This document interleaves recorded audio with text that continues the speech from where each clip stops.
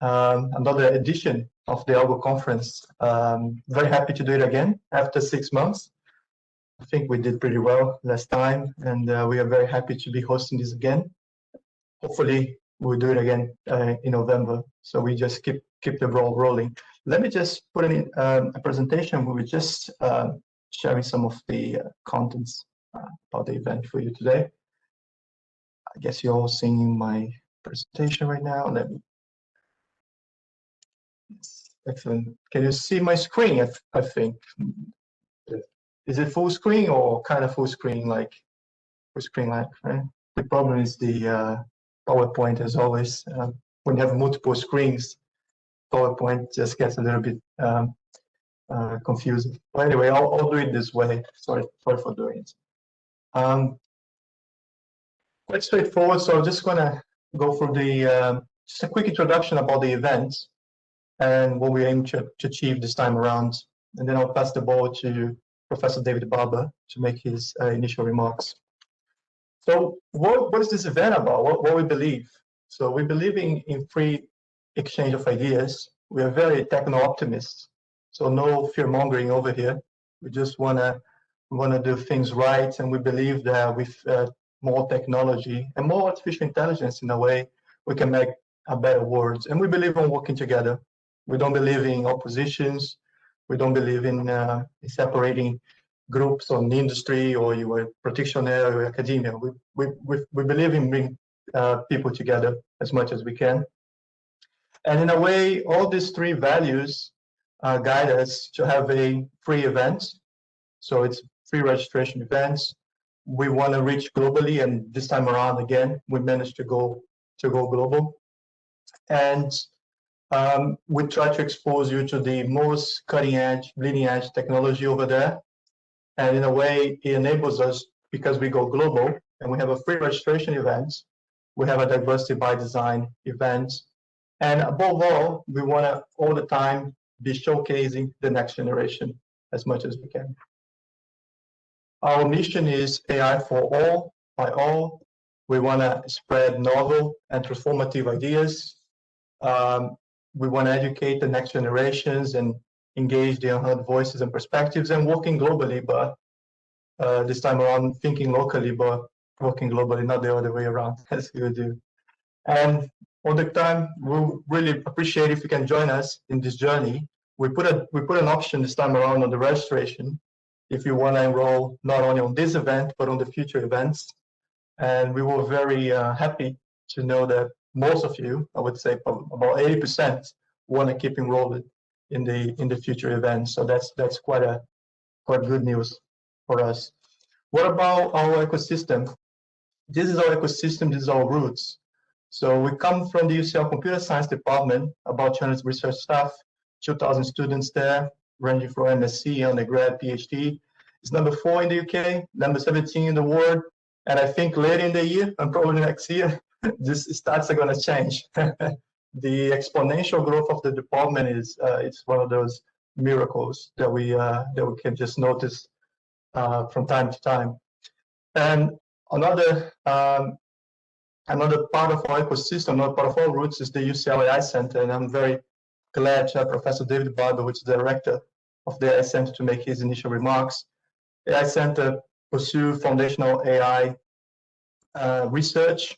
It has a CDT in the UK. It means the Centre for Doctoral Training. It trains PhD students, but it has not only PhD students, it's a really broad agenda.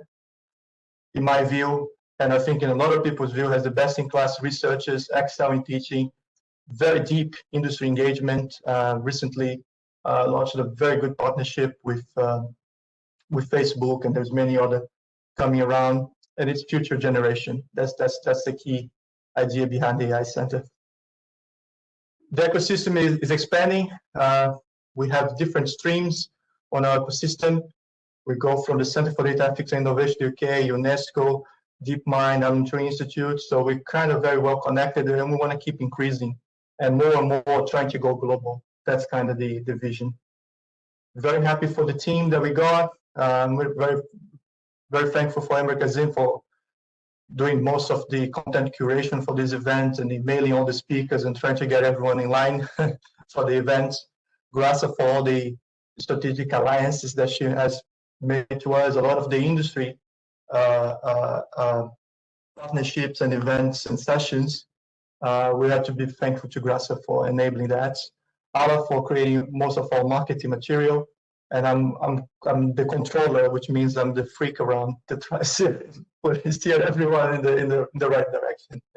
Very thankful for our advisory board, in particular Professor Philip, Lucas Bruch, David, Randy Gelbo, Kiki, and Shakil Khan. So what about this event?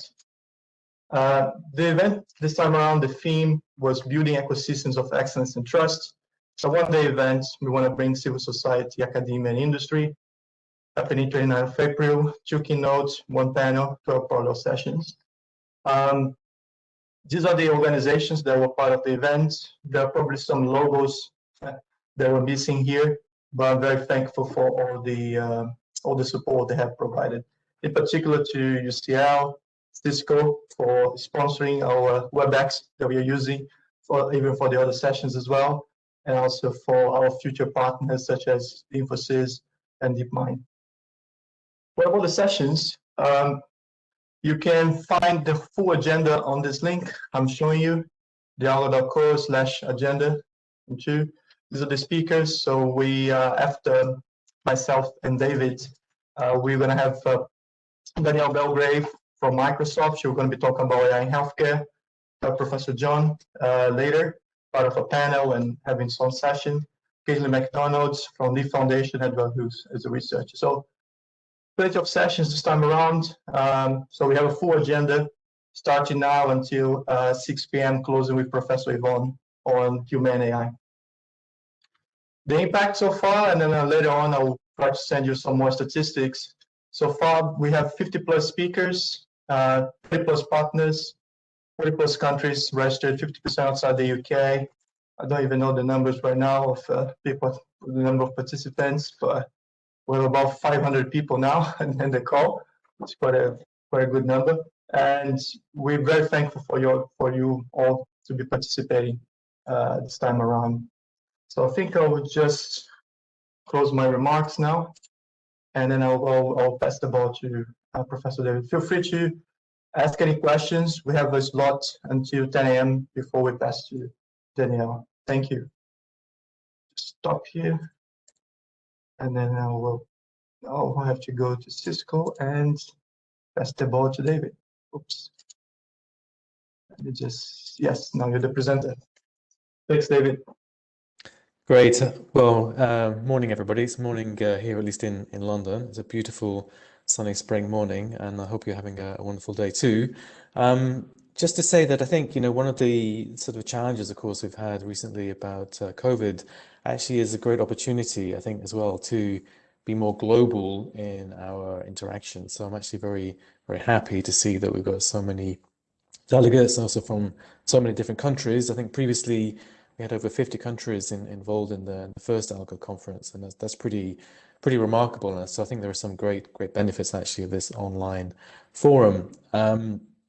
So I just wanted to say a little bit about the AI Centre. So we founded this in 2019 here at UCL in London. And really this was with an aim to try to promote AI as a sort of a force for good. And I think that, there's a lot of, as we, see AI become increasingly used in society, there's a lot of important aspects of AI, not just on the pure research, academic research sort of side to consider, but also the social impact and how we can use these AI technologies for the greater good. So I think that's really, a great strength of a university like UCL. We can actually sort of draw upon all of the strengths of the university, for example, the social sciences, as well as the mathematics, the computer scientists, etc., to actually really understand how the AI research can actually impact on the sort of the broader community. So I think this particular conference, the ALGO, is actually a very good example of that. We're going to try to bring together different groups, both on the research side, with industry and more social sciences, to try to understand how AI can be used in a positive way globally. So I think I should also say from my perspective, and I hope many of you will agree, that I think AI is still very much in its infancy. even though we are using AI to a great extent in society now, actually, if you think about where we are right now in terms of the capabilities of AI systems and where we would like to be ultimately, I think we still have quite a long way to go. So if you think about the kinds of interactions you currently have with AI systems, they're quite clunky. The machines don't really understand very well what you're saying or how you're behaving. And actually, to be really more useful for us, I think that there's still a huge amount of research to be done to get to where we need to go. And one of I think the sort of sobering things and insights we've had over the last, say, 30 odd years of research in AI, particularly the machine learning approach, is actually AI is a very complicated topic. It's not that we are going to find very simple magic bullets to solve these AI challenges. Making highly performant systems which actually can understand and interact with humans is actually really, really difficult. It's not easy to sort of condense these solutions into some sort of simple set of rules, and there's an awful lot of data that needs to be used to deliver on these sort of promises. So data is hugely important. Compute power is another hugely significant factor, which I think is a very interesting aspect now as we at universities, we're increasingly limited by some of the computational resources and data resources. Now, our interaction with industry is very important to try to make sure that we actually work with them to get the best of the data and the best of the computational resources for both industry and academia.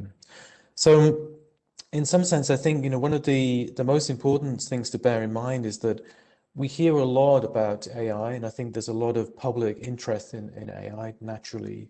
And I feel a little bit sometimes that we have a little bit of an over sort of. I think that people are a little bit stressing the negative potential impacts of AI, which is true. Of course, there are with any technology potential downsides, but I think we need forums like this one to keep in mind the positive potential, the huge potential impact AI can have globally for good in a whole range of different sectors, from healthcare to removing some of the drudgery around the kind of jobs that currently people are doing. When you're thinking about, for example, just answering simple queries online or stacking boxes with products or driving trucks or whatever it is. There's a lot of things which are humans are currently doing, which actually, when you think about it, really they could be automated and we could free up people to do much better things. And similarly in healthcare, the kinds of applications for AI are enormous, and the opportunities for saving lives is vast. So there are many other examples one could talk about in terms of the positives of AI. But I think some of the challenges we face as a community is to try to get across to people these positive elements, and whilst of course still being realistic about and recognizing the potential for negative impacts as well. But we need to, I think, as Adriano mentioned, we need to have a positive viewpoint as and be champions also for the positive elements of AI as well. So I'm very much looking forward to this conference. I think it's a great opportunity, as Adriano mentioned, for the alignment of industry, academia, and the social good to try to understand, what are the great challenges left for AI, and particularly how to make for me, I think the most important thing is really a significant impact in the real world. So with that, I'm going to finish and jump back to Adriano. Thank you. Okay. Thanks, David, for your initial remarks. There's a few questions that some people are posting. As always, all of them are always very interested about how can they enroll, how they can participate at the UCL AI Centre. Do you have any comments on that respect for them? Yeah, sure. So the UCL AI Centre is, is quite a big operation. It's actually, I think, the largest academic research centre in AI in the UK, if not one of the largest globally. So we have a whole range of opportunities for engagement. If you are a master's student, then we run a huge number of master's programs. So you can go to the website, just Google UCL AI Centre, and you'll find us quite easily. We run several master's programs there, and this is ranging from sort of the more very theoretical side of things to the slightly more, applied side of things. So I think there's hopefully something for everybody there. For the slightly more advanced level, we run a large number of PhD programs. So as Adriano mentioned, we have a Centre for Doctoral Training in the AI Centre, and there are others at UCL as well, which are in the area of AI. So if you're looking for doing a PhD, then again, you can find information about that at the UCL AI Centre website. And there are also grants available for students as well. So that's from the studying side. And from the sort of industry side, we are always looking for opportunities to engage with industry from a whole range of sort of levels. So for example, every master's student has to do a project, a 3-month project in the summer. And many of these projects are with our industry partners. So we support startups who are looking for intern students or project students for the summer. We have an army of master students available for engaging with the companies, both big and small. And also, if you are a company looking to do slightly more serious engagement with us, we have an industry partnership program.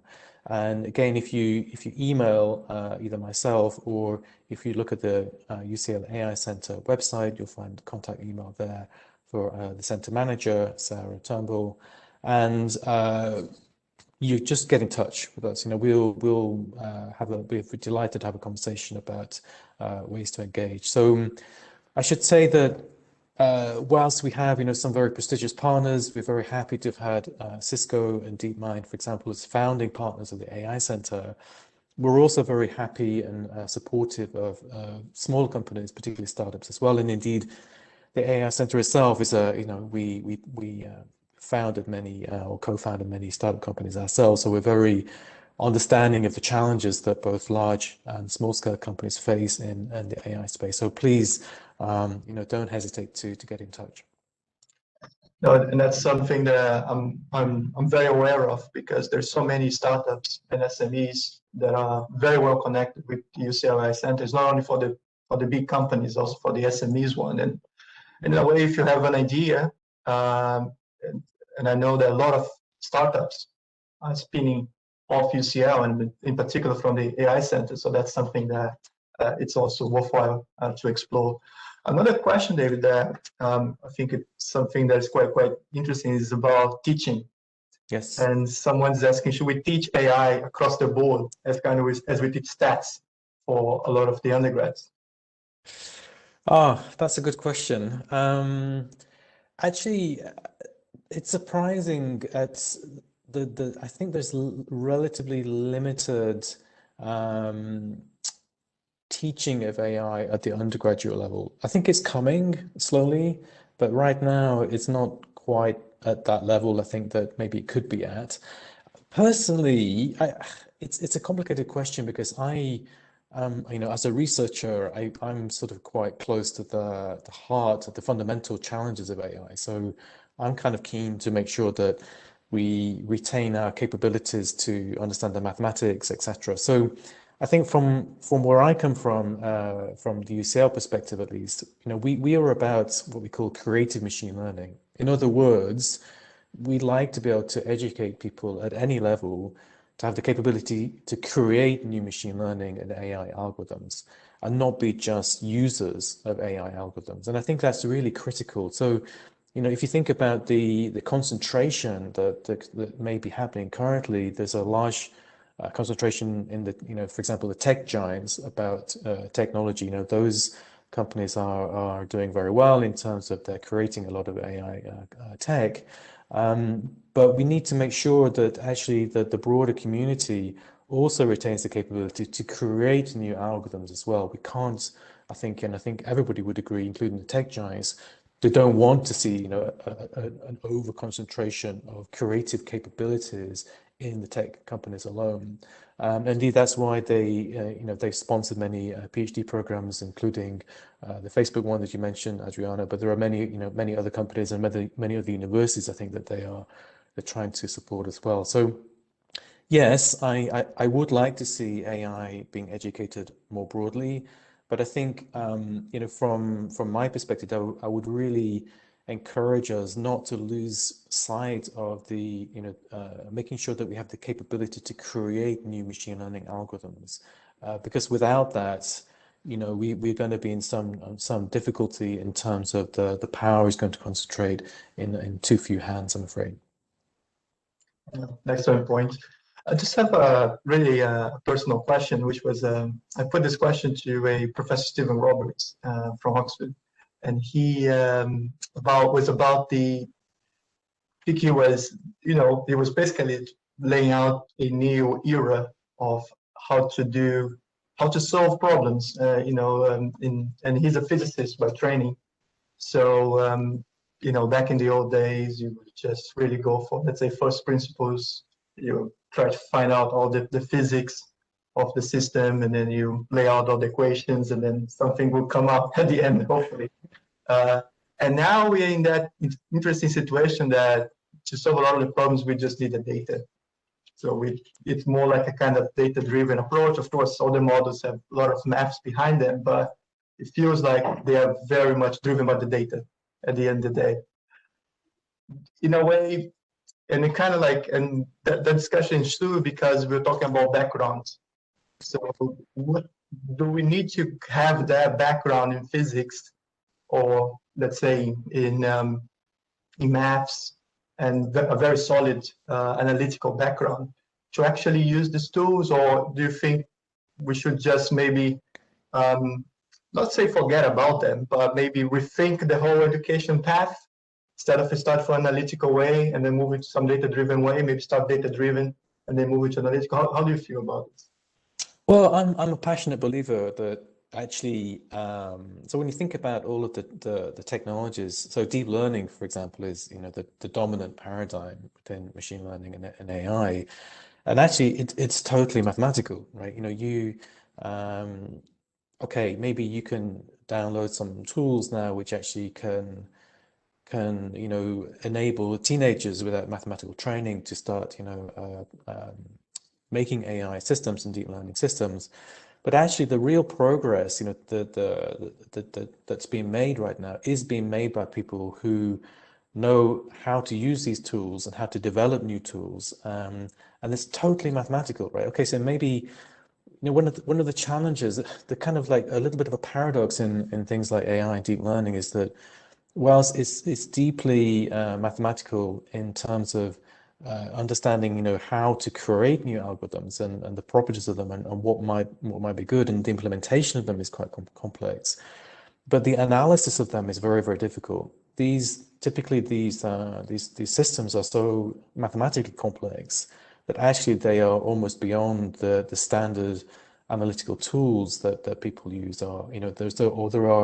There are only limited sort of capabilities analytically to understand fully the properties of these systems. So I think that I certainly, I would not like to see us being into the situation where, we say, okay, it's kind of done, and we're just users of these technologies, and we just have to apply these existing tools, to a data set. I think that would be a huge mistake. And I think it reminds me a little bit of the situation that I think, we in the UK were in many years ago, when we were talking about, the sort of advance of new computers. So people started to see the PC and say, well, actually the UK used to be quite good at doing things like software development. It was a big thing here in the early stages of computing. But at some point, the power concentrated into a small number of companies, and then we had in the UK very much, the government sort of switched to a sort of a viewpoint of, well, you have to be IT ready, so there would be all kinds of training courses, in how to use Microsoft Word or PowerPoint or whatever it might be, and people became sort of like users of these technologies. Now, in some sense, that's fine. Of course, that's actually a success story. These technologies become pervasive, and people are starting to use them. But I think we lost the drive to try to generate and create and continue to create new software tools here in the UK, and I think that was a great shame. And I think I just don't want to see that we go down that same route where we think, okay, look, it's all done.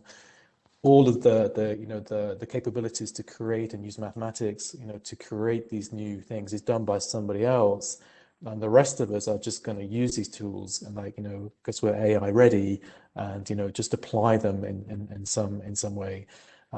So I don't want to downplay the importance of applications. Of course, that's massive. Absolutely, we need that.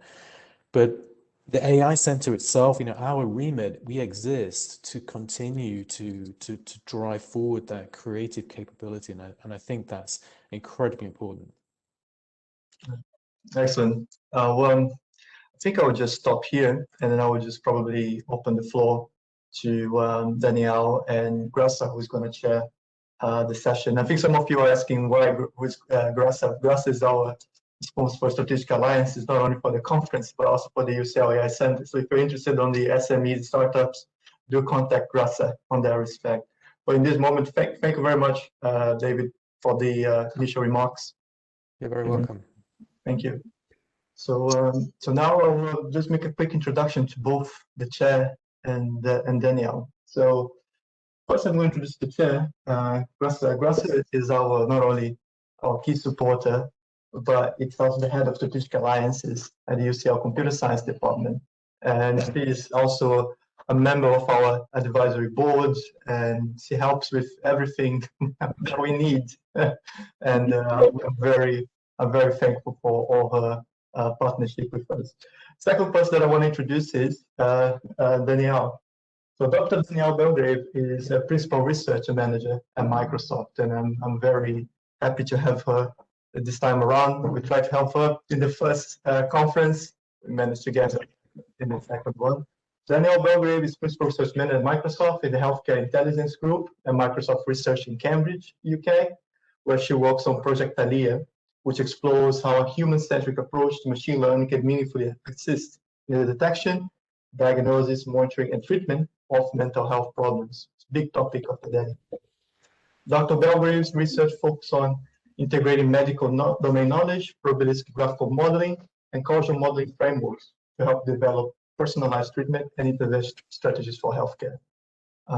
So I'm very happy to have Danielle and Grasa in this session, and I'll just pass the ball to Danielle so she can present her slides.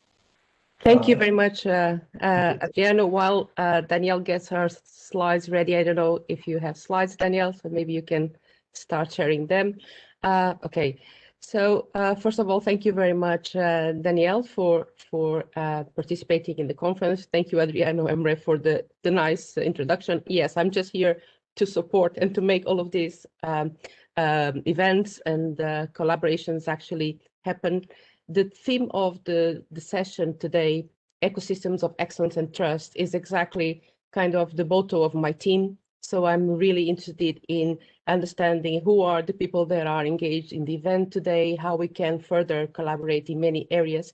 And the first session on machine learning in healthcare is one where our department has a history of activities, and not only in the foundational AI area, like David has just described, but also in the application to healthcare specific domains like medical imaging, like medical robots and assisted surgeries, and a number of additional areas more recently active, like vaccine investigations and learning new patterns for diagnosing and support for patients. It's a pleasure to have Danielle Belgrave speaking on this topic, especially on the perspective of personalized health and mental health. And looking forward to your session, Danielle, and we will follow up with some Q&A open to the audience. Thank you.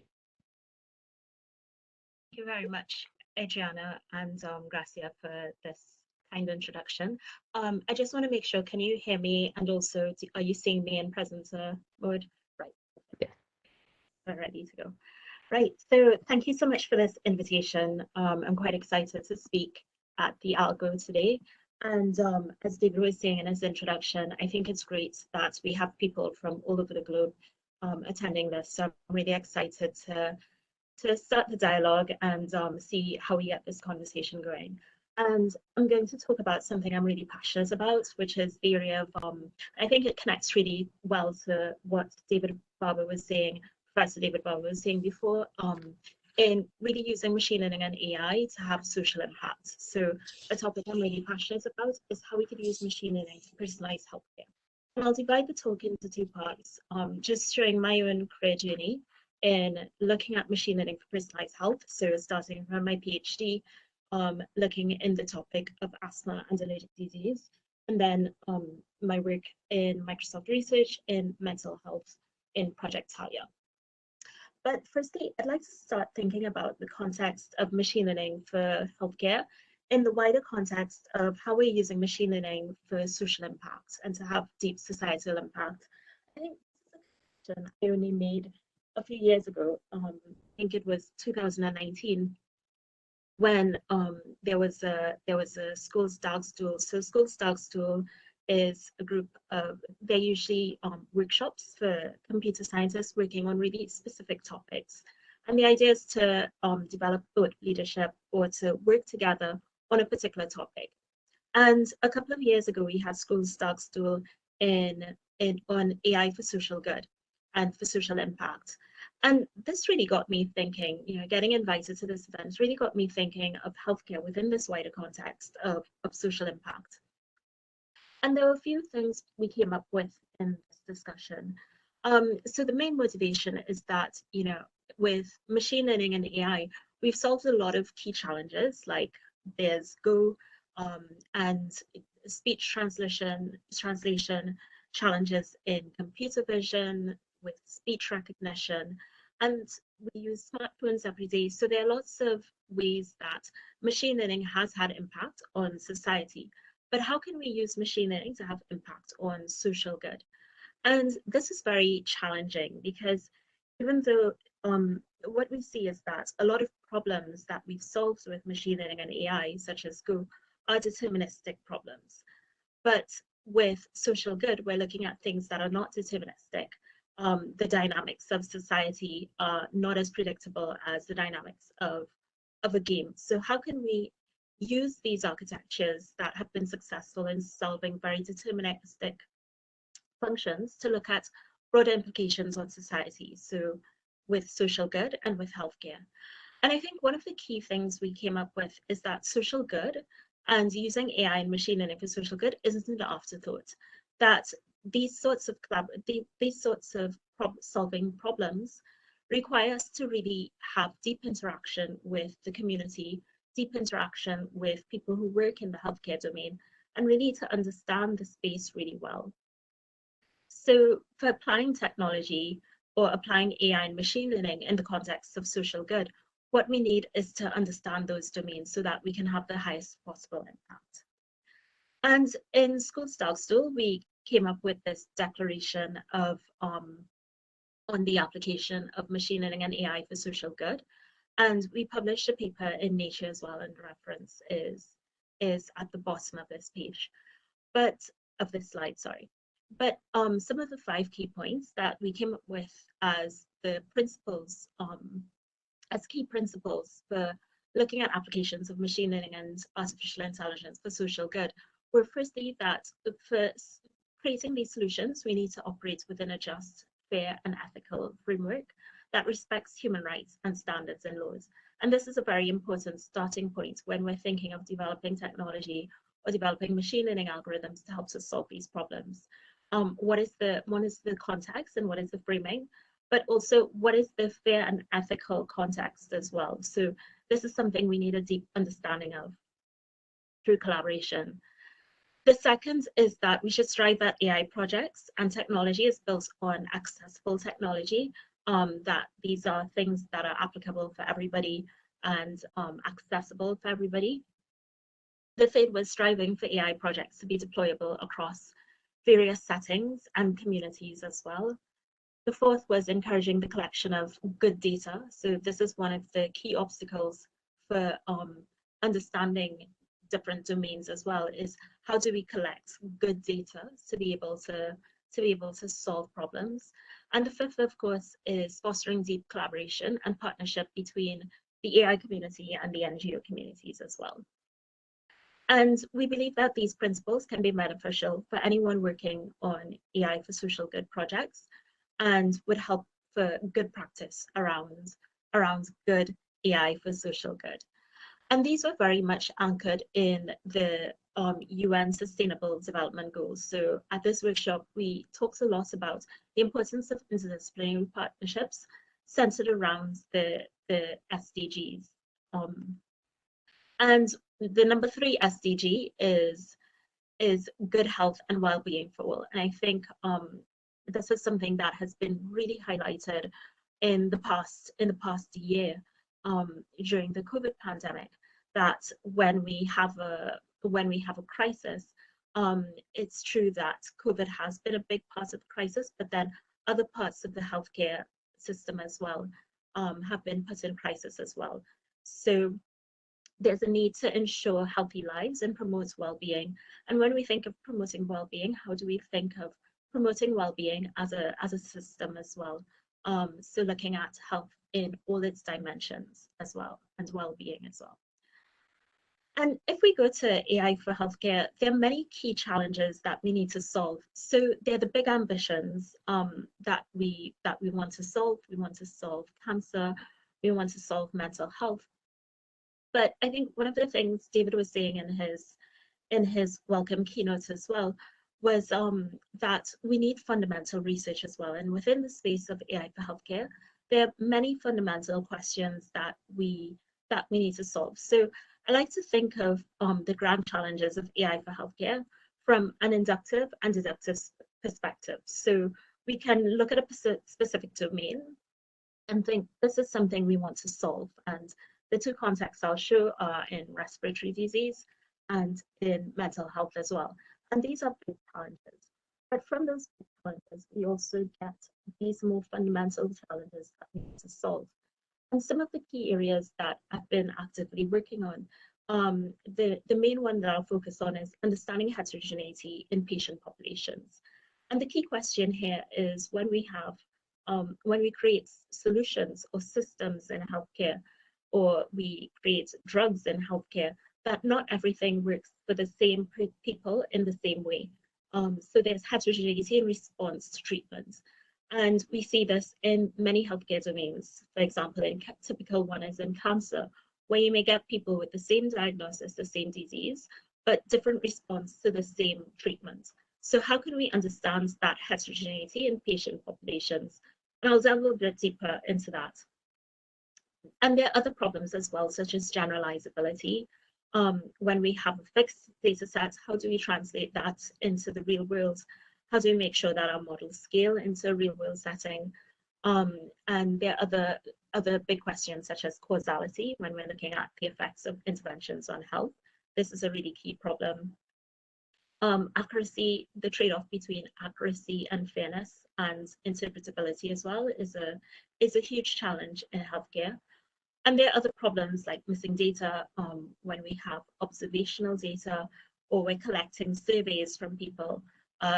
Sometimes there are different mechanisms of missingness, and also unstructured data as well, where data is in the wild. So these are some key challenges in healthcare that we can look at, and that are really important fundamental areas of research as well. And we can think of the axes of impacts for AI in healthcare as 3 things. I think one of the grand challenges for AI in healthcare is the challenge of translating from research insights into actionable insights for real-world societal impact.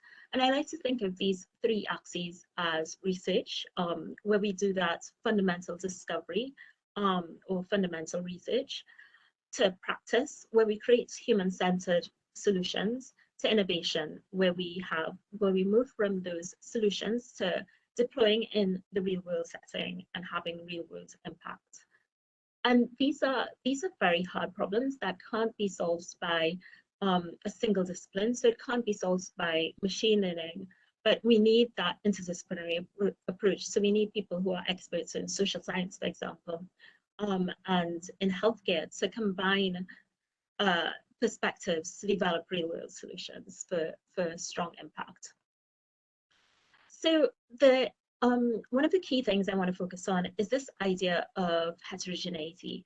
And this is motivated by what we typically see in a randomized controls study, which is a typical approach to discovering drugs. And I think this is something we're all familiar with at the moment with, for example, the trials which are very public in the COVID-19 vaccine. So typically what we do in drug discovery is we're looking for what is the average effect of a particular intervention on a patient group. So I'll use the example of lung cancer for this illustration. So we can have a patient group with lung cancer, and we want to test a new drug on the market for that we want to put into the market and take through all the channels of approvals by regulatory bodies. So we recruit a patient group, split the population into two by random allocation, and we assign one group treatment and another group a control. And a control can be what's currently the best in the market so that we treat patients. And then we get some sort of metric of what are the proportion of people who improve with the intervention and what are the proportion of people who improve. So what's the efficacy of this particular drug? And we can use some test statistic to measure that to see whether it's statistically significantly different, whether we're getting significantly more people better in the intervention than in the control group. But one of the grand challenges is that once we move out of a clinical trial setting, which is usually a control setting, to the real world, we see heterogeneity in response. And then again, with the COVID-19 vaccination, we see this as well. So some people are fine after the vaccine, some people get an armache, some people develop fever. So, but this is a very reduced setting in terms of risk. But when we're looking at something like lung cancer, which is our moving example here, what we may see is that people have different responses to treatment. So for some people, a drug may be toxic and not beneficial, sorry. So for some people, the drug may be not toxic and not beneficial. So what we need to do here is have some sort of trade-off between what's the risk of taking a particular intervention and what's the reward. And one of the great challenges is how to identify this heterogeneity in how someone is going to respond to an intervention, which is one of the great challenges in healthcare, identifying this early on. And the particular example I'm going to illustrate first on in my sort of journey of looking at machine learning for healthcare is in asthma and allergic diseases. And at the start of my PhD, one of the phenomena was that asthma is a heterogeneous disease. So what we're noticing was, just as in the previous slide, illustrating that heterogeneity in response to our running example of lung cancer.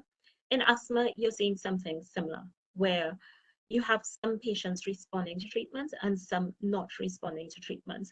And it's the same diagnosis.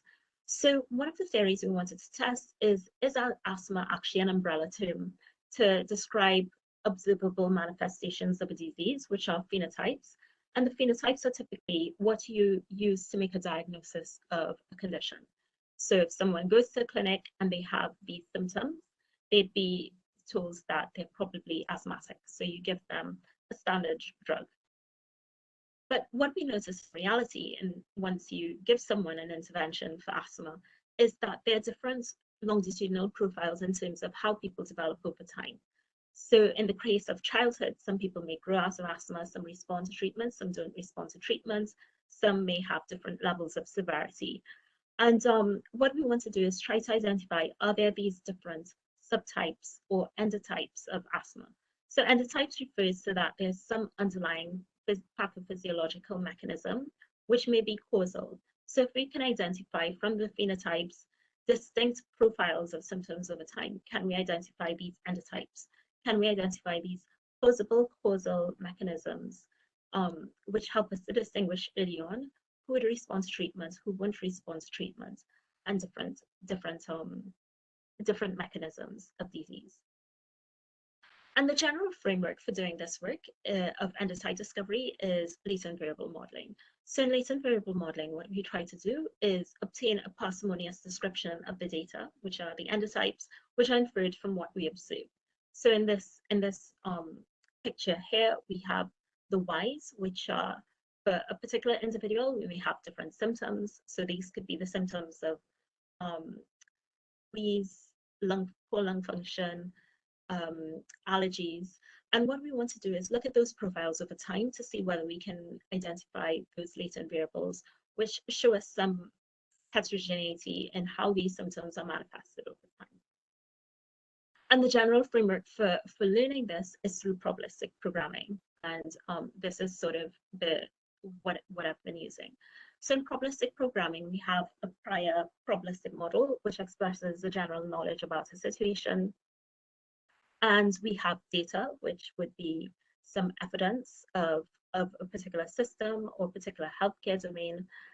And we want to answer certain queries to help us to make decisions about, for example, the probability of someone being a certain subtype of a condition or endotype of condition, or the probability that someone responds to treatment to help us to make better decisions. And we run this through an inference algorithm, which helps us to answer queries given the conditions on the data, on the evidence. So in the first question that I'll illustrate here, we're looking at asthma as an umbrella term. And can we move from these phenotypes, so the evidence we have in this case is data around asthma, to identifying those subtypes or endotypes, which is that these may be different diseases with different underlying causes. And this is some work that I started with in the University of Manchester. And the idea here is that we were looking at longitudinal data in asthma and allergic diseases in childhood to try to get this understanding of asthma. So based on the evidence, can we identify this heterogeneity? So we wanted to identify robust statistical methods to identify homogeneous groups of wheezing to find these endotypes of asthma over time, and to identify groups based on both healthcare records and parental reporting of wheeze. So we wanted to define this in the first 8 years of life, and then we went on to identify distinct genetic and physiological markers which can help us to identify these endotypes early on. And the data was taken from the Manchester Asthma and Allergy Study, which is a set of 1,184 children that we looked at the ages, parental questionnaires at age 1, 3, 5, 8, and also different measures as well on children. And then we had extraction of their primary care records. So for these same children, to see when they would have come into the clinic for an asthma event or wheeze event. And we also had genotyping on these children as well. So we used this basic structure of the model to try to characterize children into different groups based on age, gender, and also who is rating the child as having. And the details are available in the paper below. And just at a high level, what we found is that there are 5 different subtypes of wheeze. So we can see these described in the plots on the left. And we labeled the 2 main groups of interest as the persistent controlled wheeze. And what we found were these were children who responded to treatments. And then there was a group of persistent troublesome wheeze, who were people who didn't respond to treatment. And these 2 groups, even though they were persistent wheezers, they had very different profiles. And we saw things such as they were also more likely to be allergic to allergens, such as cat, dog, house dust mite. And also they didn't respond to treatment. So despite being given inhaled corticosteroids, which is the standard treatment for asthma, children in the persistent troublesome wheeze group, which is a very small proportion of children, but a very robust group, they didn't respond to treatment. So what we did some further studies, and these are all published as well, and I'm happy to give references after. But what we noticed is that these different subtypes or endotypes of asthma have different genetic and environmental causes as well. So we were able to, or associations. So we were able to define different mechanisms based on lab sciences as well, which may be causal for these different endotypes of asthma. Another area we were looking at was causality in terms of understanding the mechanisms of how allergy develops. So the main hypothesis for understanding the progression of allergy is that there's a profile from eczema to asthma. So asthma is considered an allergic disease, onto rhinitis, which is hay fever. And using the same data and another cohort as well, the data from the Manchester Asthma and Allergy study, which I described earlier, and also another study from Bristol of 10,000 children, we wanted to see whether we could identify this causal link between symptoms. And we looked at different probabilistic graphical models, again, based on what is the inferred transition of symptoms over time. So the three main models we looked at was an independent conditions system, where we assumed that eczema, wheeze, and rhinitis, or hay fever, are three independent conditions. Or we assumed an allergic march profile, where eczema causes wheeze, which causes rhinitis. And we assumed a third one, where we assumed these are just three independent conditions at a particular time point. And we found that the probabilistic model, where we assume different structures at each time point, gave the best model fit. And we found that a solution of 8 classes gave the best model evidence. So model evidence is a penalized log likelihood, and we penalize for the number of inferred classes. So what we found is that even though at a population level, you may see something similar to an allergic march of symptoms, where it does look as though the general profile is that you have eczema in early life, then you develop asthma, then you develop hay fever. What we actually found is that if you look at what happens at an individual level, there's heterogeneity in how these symptoms are developed. So only 3% of the population have symptoms that are similar to an allergic march. And this may have implications of how we think of personalization in respiratory medicine. So for the example of the allergic or atopic march, we found that the patterns on a population level don't necessarily reflect how the symptoms occur in an individual's life course. And how asthma and allergy develops over time is heterogeneous. And also, these 2 studies, which I've shown, may influence the drug discovery process for asthma and allergic disease. So this is some work that I did during my PhD, and I spent a lot of time during my PhD and after my PhD as well, when I was at Imperial College, thinking about the implications of how we can use machine learning to understand heterogeneity in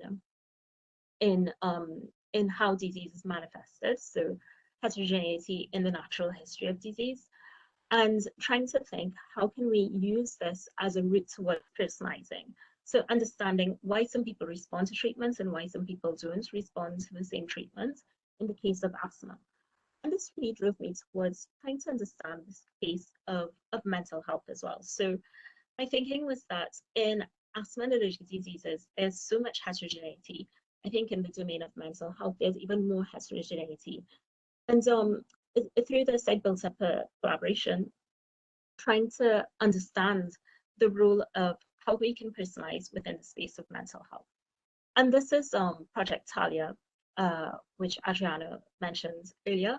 And in Project Talia, this is some work in collaboration with Microsoft Research and Silver Cloud Health. The aim here is to build trustworthy AI systems for improving mental health, and trying to see whether we can understand heterogeneity in the mental health domain to personalize interventions. And one of the big motivations for doing this work is the impact of mental health globally. So 1 in 4 of us at some point in our lives would be affected by a mental health condition. It's also the largest cause of disability, accounting for 32.4% of years lived with disability. And during the COVID pandemic, these are data from 2020. The estimated cost to the US economy is 1.6 trillion just for the year 2020. And this is just to give you an idea of the scale. So 1.6 trillion was the estimated cost to the US economy. And it's a very similar figure in the UK as well. And this was supposed to be the cost over 10 years. So what we've seen is with the pandemic, the cost has been magnified in a period of 1 year. We see the impact of COVID-19. So to this end, in order to try to understand how we can create these systems for personalizing mental health, we collaborate with Silver Cloud Health, which is the leading digital therapeutics platform for mental and behavioral health. So Silver Cloud Health has over 30 programs. They're based on more than 16 years of research, and it's based on using cognitive behavioral therapy, which is clinically proven to improve mental health outcomes of depression and anxiety. And Silver Cloud is currently used by more than 500,000 users. And in Project Talia, there were 3 main focus areas that we look at for using machine learning to personalize mental health. So the first is trying to improve patient engagement. So we know that cognitive behavioral therapy as an intervention, which is about changing negative patterns of behaviors and thoughts in order to improve depression and anxiety outcomes and other mental health outcomes as well. It's known to be clinically effective, but one of the problems is how to measure engagement, and also that people drop out of digital platforms. And we see this with any app we have on our phone. You know, we're really excited about an app, and then we download it, and then we never engage with it. So one of the things we wanted to look at is how to understand engagement and how to improve patient engagement, so that we can improve patient outcomes, which is the second one. So understanding what are the blockers and what is it that contributes to progress in mental health outcomes. And the third is creating decision support tools. So how can we optimize support interventions and patient outcomes? So I'll focus on the first and the third. I'll show a couple of examples that we've published in this area of improving patients' engagement, and also understanding decision support tools for improving the platform. So the first thing we wanted to do was understand modalities of engagement. So this is it's very hard to measure engagement with digital mental health. But one of the main hypotheses, and one of the reasons that we started focusing on engagement, is that one of the ways of improving engagement, of improving mental health outcomes, is by improving engagement. So the more people engage with digital therapy, or the more people engage with cognitive behavioral therapy, whether it's on a digital platform or not, is one way of improving mental health outcomes.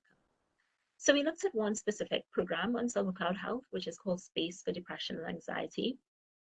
And the program can be used for up to 6 months, but the median time of usage was 14 weeks. So we focused on the first 14 weeks. And the program is used for 8 weeks in terms of you have a human supporter in the loop for the first 8 weeks of the program. So we looked at, this just illustrates different sections. So on Silver Cloud, there are 12 different sections. There are 91 different modules within those sections. And then you have different tools and topics that a person can use. So an example of some of the tools are things like managing worry, spotting negative thoughts, understanding feelings. So these are all tools and topics that people can use to help them progress in depression and anxiety. So the aim was to try to identify distinct subgroups of user engagement based on profiles of use over time. So we have observations of what each person used at each time point. We looked at the level of sections. So what are the sections people are engaging with? And these sections are very different. So you have the tools and topics, but also you have things like people writing in a journal, people talking to the therapist via the platform as well. So these are different modalities of engagement, which may tell us something about how people like to interact with cognitive behavioral therapy or with this digital mental health platform. So based on what we observed at each time point, whether an individual engages or not with a particular section, and these time points are delimited into weekly time points, we inferred a hidden state X, and we assumed that the transition of how people use the platform over time is governed by a hidden Markov model. And we assumed some overarching class K, and we don't know the number of subgroups or the size of those subgroups either. So we want to infer this.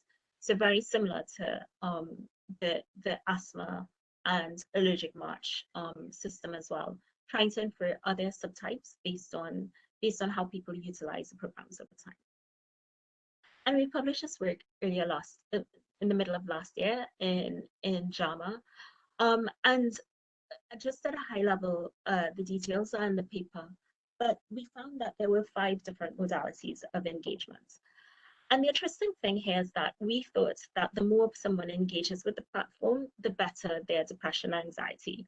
But we looked at 2 particular markers of depression and anxiety. So the table here shows the effect longitudinally in depression, which is PHQ. PHQ is a measure of 9 questions to measure depression. And the higher the score, the poorer your depression outcome on a scale from 0 to 27. From 0 to 27. And GAD is a measure of anxiety on a scale from 0 to 21. So I think one of the key points here is that we didn't see necessarily a linear effect with the more you engage, the better your outcome. So once we understood, disentangled this heterogeneity, what we found is that actually the people who had the best outcomes in both depression and anxiety are class 3, which was a group that engaged quite highly at the beginning, but then they declined quite quickly in terms of engagement. So they dropped out quite quickly, but they have the best outcome. And when we dug more deeply into the patterns of usage and why is it that people in class 5 who engage a lot don't do as well as people in class 3, what we found is that people in class 5 tended to use the platform in quite a haphazard manner, whereas people in class 3, even though they dropped out quite quickly, they used the intervention in quite a linear fashion, so as prescribed.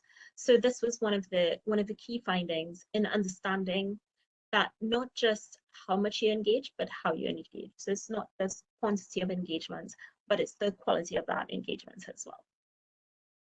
And we are also able to look at the distribution of that engagement over time for the different types of content. So we noticed that there were some of the classes as well that even though they had a lot of dropouts, they had a greater affinity to talking to the therapist rather than using the predefined content and tools as well.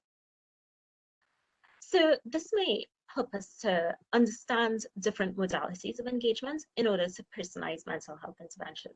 And in the paper, which I've not highlighted as well, is also for each of these different classes, there are different preferences in terms of the types of tools that people use. So this may elucidate ways of personalizing interventions based on how people engage quite early on. And these are things we could determine quite within the first 2 weeks of intervention. What would be the likely pattern of engagement? So we are able to identify these in the first 2 weeks of the intervention. And one of the implications of this study is that it may facilitate tailoring interventions in mental health according to specific subtypes of engagement for individuals with depression and anxiety. And also another implication is because we can identify these different subgroups early on in the platform, it may help us to better triage for patients to provide personalized therapeutic activities in order to help them to improve outcomes. The second study I want to highlight is looking at decision support tools. So one of the things we also published last year was a study we did based on understanding how we could optimize support interventions. So on the Silver Cloud platform, there's a human supporter who helps the patient on their journey in progressing in depression and anxiety. And one of the things we wanted to look at is what are the qualities of a good therapist and the qualities of an effective therapist. And this may be a way of upskilling therapists, helping them with their tasks as well. So this is something that's not widely understood in the literature. So previous work on understanding human mental health supporters focuses on the duration and frequency of the interventions. So looking at how long or how much you interact with the therapist as an indicator of how well you improve in depression and anxiety. But little is known about supporter language. So what we wanted to do here was try to understand the effects of supporter language on mental health outcomes. So the main aims of this particular study was looking at clustering supporters based on client outcomes. So how do patients, can we identify different types of supporters, or more effective and less effective supporters based on how clients progress over time? We also looked at extracting and analyzing linguistic feature messages from supporter messages and identifying context-specific patterns of support. And this work was published last year in CHI, and the reference is at the bottom. So we use natural language processing to extract semantic and linguistic features from more than 200,000 support messages. So these are messages from the supporter to the patient in mental health. And what we wanted to do here was to understand how importance of support behaviors is in a client context.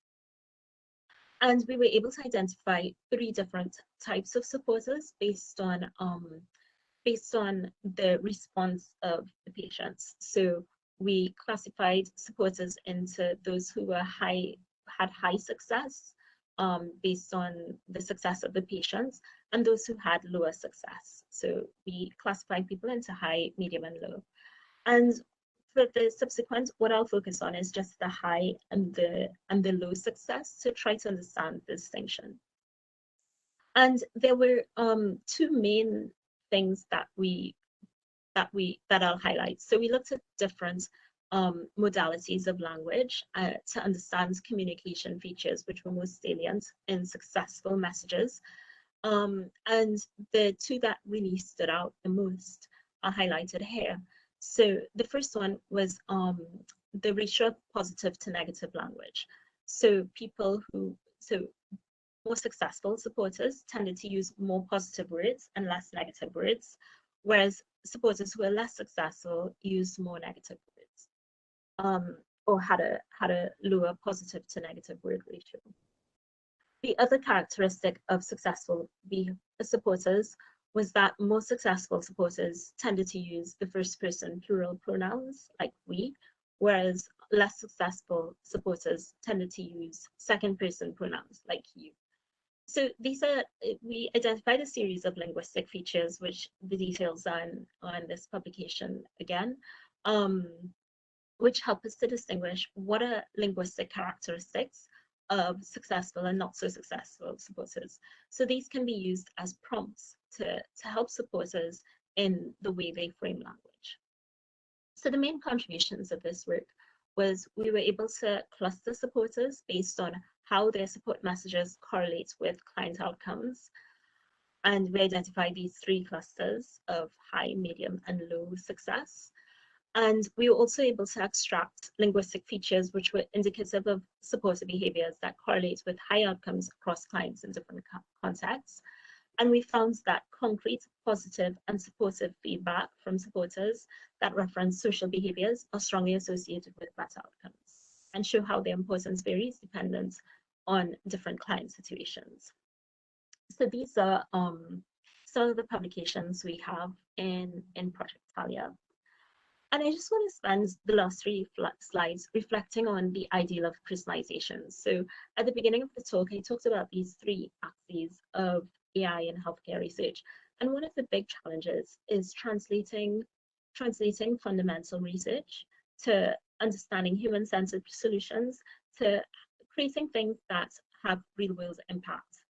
Once we do that initial research in machine learning for healthcare. And this is very hard. There are lots of challenges for the uptake of technology in a healthcare setting. And this is one of the reasons why it's so important to work with those who are domain experts in this field. And this is the ideal of personalization. The ideal of personalization is that we can identify different subgroups of complex disease risks and that we can get better targeted interventions. So it's all about getting the right treatment to the right patients at the right time, based on understanding that heterogeneity or that complexity in how people respond to interventions. But the reality of personalization is that it's a challenge to translate research insights into actionable insights with real-world impact. And one of the key questions, I think, is how do we push the boundaries of scientific discovery to personalized interventions? I think here we're still scratching the surface in how we can actually personalize interventions, moving from research in order to actually having real-world impact. I always like to think of personalization as part of a pipeline. So a lot of the work I've presented, I think, is in the domain of hypothesis generating. So where we're doing user research, working with domain experts to develop probabilistic models to understand heterogeneity, and also looking at causal modeling frameworks to try to understand what are possible mechanisms for this heterogeneity as well. And there's the hypothesis testing aspect as well, which is using basic science to understand biological mechanisms and plausibility. And I think the hard part is once we develop these mechanism-based insights, how can we convert these into actionable interventions as well? And for developing machine learning for personalized healthcare, context really matters. And I just want to re-emphasize this, that we really need to think deeply about the clinical context and find solutions which are specific to problems. So this is what good science is about. It's about merging different schools of thought and engaging with patients as well. So understanding perspective from the patients, but also from the domain experts. So we can think of patients as a type of domain experts, but also the clinicians as well as domain experts as well. And I'd just like to acknowledge all of the collaborators from the work that I've presented, and also those who've worked in Project Talia and in Silk Health. With that, I'll end. Stop presenting. Thank you very much, Danielle. This is so exciting to see a concrete application of machine learning and probabilistic modeling to a concrete understanding of a disease and the classification of treatments. So it's really, really very exciting. We have a few questions that I would like to pass. Maybe we can start with a more generic one that showed up right at the beginning, which might be connected with the last slides, the last 3 slides that you have presented. And the question relates to, some people are saying, wow, how can we actually spread these across the world and to the global south and so on? But at the same time, there seems to be not that much information about concrete use of AI machine learning to healthcare in context, as you have just described right now. So this is not, we hear so many things in the news about AI, but we don't really hear about healthcare contextualized AI. So can you say something about this? Why haven't we heard more about this, and what's missing? Yeah, and I think we're very. I think there are many ways to answer this question. This is something I've actually been reflecting on a lot. So currently, I'm in Trinidad, and I'm actually helping my parents with some healthcare issues, and it's quite interesting going to the clinic every week and just you realize that you do take things for granted in terms of how we do have AI systems in the healthcare system. And you notice this when you see that some of these systems are missing. So I think we have had a lot of success in helping workflows. What I would say is that some of the successes in AI for healthcare have been very concrete and very limited to really specific aspects. So you can, one of the things that really strikes me, for example, is that there are no computer records in Trinidad in the healthcare system. Whereas we have, I guess this isn't really AI, this is more the use of an adaptation of technology in the UK. But when you think of it, this has only happened within the past 5 years that we have, that we now have some sort of form of an electronic system. So I think one of the big obstacles is that sometimes we do develop solutions, but it can be very hard for those solutions to be taken up. And you see this not just in healthcare. I think there's a lot more resistance in healthcare, but you see it in tech, where in general, where sometimes there's something that's developed on the market and then you don't hear about it for a while. Once it comes out to the market, it's a failed product. So we do see examples of this. But I think that the progress will be slow, that there does in the beginning. And I think there are different angles. So sometimes we do need this. I think a lot of the ambitions that I personally have and that we have when we think of AI for healthcare is creating systems. But really, sometimes what we need to do is focus on really concrete, small problems. And there are lots of examples of this for example, with diabetic retinopathy, that this is a very small tool that has huge impact.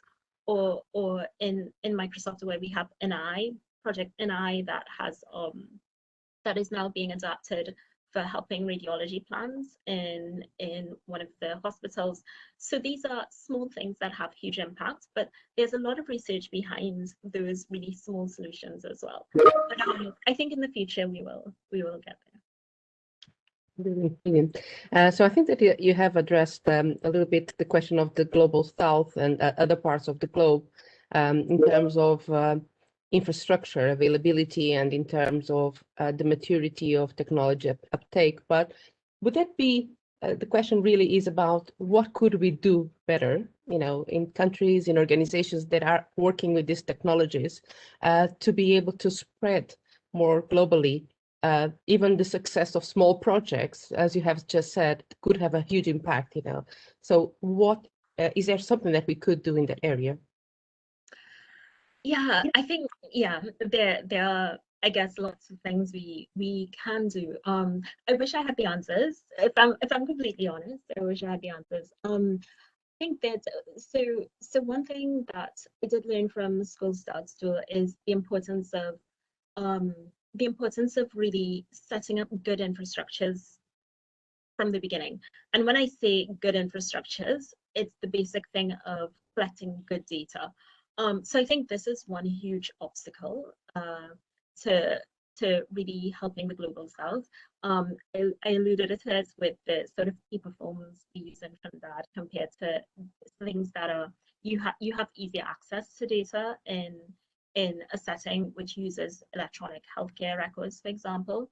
But I think sort of capturing the right things is really important. So I think it's really interesting to enter these dialogues very early on, so that AI isn't sort of an added extra solution. In an ideal world, we think of these things of how can we create seamless systems at the very beginning of setting up, but that's in an ideal world. I think we sort of have to go with what we have, but I do think one of the big obstacles is the collection of data, because most of the studies that we see published in the literature aren't from the global south. It's very skewed. But I do think that said, there's a lot of work, I would say predominantly in the US, around, and there's some work in the UK as well, around understanding different communities, which can help with our understanding of the global south. So I was in a panel a few months ago with someone who was presenting work on a researcher based in the US looking at mental health within Black and Indigenous communities as well. And these are groups that are underrepresented. So we can think sometimes of the global south as underrepresented groups as well. But it's also different because the geographical context does come into play as well. But I'm hopeful for the future. When I remember giving a talk in Ghana a couple of years ago, and I think one of the interesting things is that you are seeing a lot more innovation from the ground in these places. So there were quite a few startups in Ghana actually looking at healthcare areas which are specific in the context. And I think this is really important as well, that solutions for the global south are also developed within the global south. So I think it's important to have global collaboration, but also that that there is this communication where people are creating solutions and creating infrastructures within the context as well. So I think this is key, to be honest. Yes, absolutely. We also have a question about what would be the moonshot goal for AI in mental health? Is this personalized early interventions? You know, what would be the moonshot goal? Yeah, I think that's a great question. I think yes, I would say the moonshot goal for healthcare in general and in mental health in particular is trying to understand how can we personalize interventions. So I see the moonshot of machine learning for healthcare as two things. One is understanding patients' heterogeneity. This big question of why is it some people respond and some people don't respond to treatments. And once we understand that heterogeneity, how can we personalize in a more meaningful way? And I think one of the things that I'm quite interested in is moving away from average effects. So in healthcare, what we do is develop a lot of average effects. So a one size fits all for everybody. I think sometimes when we think of personalized, when I say personalized, I'm not thinking of individualized effects. So I think that's not necessarily realistic to have a specific, and I think because it's personalized, you think person. But what I think of more is looking at subgroup effects. So how can we move away from average effects to looking at subgroups within what we categorize currently as single conditions? Perfect. Danielle, I think that we're going to have to stop here because people need to switch WebEx links to go to other sections. Thank you so much for an amazing introduction, such a comprehensive overview of the challenge and opportunities, and looking forward to a next stage, a next collaboration where we can do this in the global south, the Far East, or whatever it takes in the globe. Yeah. Thank you so much. Thank you so much. Adriano, do you want me to pass to you, or shall we wrap up? Yeah, I think really wrap up. I just want to show up and then thank you both. I mean, thank you, Danielle, for an incredible presentation.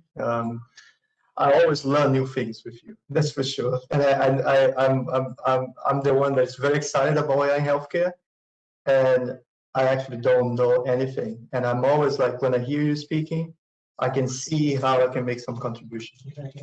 So yeah, thank you for that. And yeah, and thank you, Gracia, for sharing this amazing session. So we just have to, I guess, wrap up this first part, but the event's just starting. So there'll be plenty of parallel sessions for now. And yeah, I guess see you all later. Thank you. See you all. Thank you. Bye. Thank you.